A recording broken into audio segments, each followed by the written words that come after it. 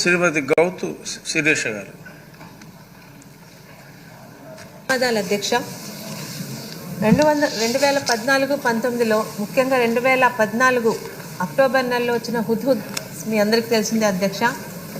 విశాఖపట్నంతో పాటు వాటి ప్రభావం శ్రీకాకుళం జిల్లా, విజయనగరం జిల్లాలో కూడా ఉంది అధ్యక్ష. ఆ టైంలో హుద్హుద్ హౌసెస్ అని చంద్రబాబు నాయుడు గారు నియోజకవర్గాలకి కేటాయించారు అధ్యక్ష.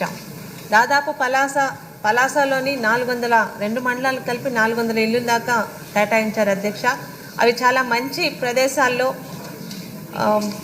అపార్ట్మెంట్ కల్చర్ లాగా తీసుకొచ్చారు అధ్యక్ష. అయితే వాటిని తితలి టైంలోని నిర్లక్ష్యం చేయడం, ఆ తర్వాత మన ప్రభుత్వం మారిపోవడం, ముఖ్యంగా కరోనా టైంలో ఆ హౌసెస్ని హోమ్స్గా వాడి ఇంకా పూర్తిగా నాశనం చేశారు అధ్యక్ష.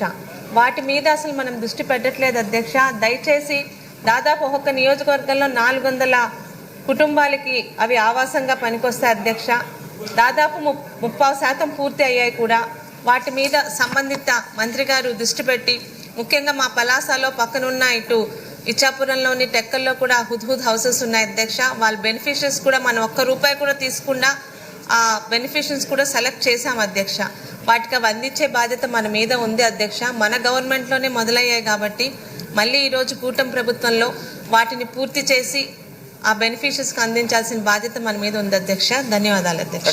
సూచన అది డిజాస్టర్ మేనేజ్మెంట్ మీద అధ్యక్ష తగు చర్యలు తీసుకుంటాం. చాలా సంతోషం.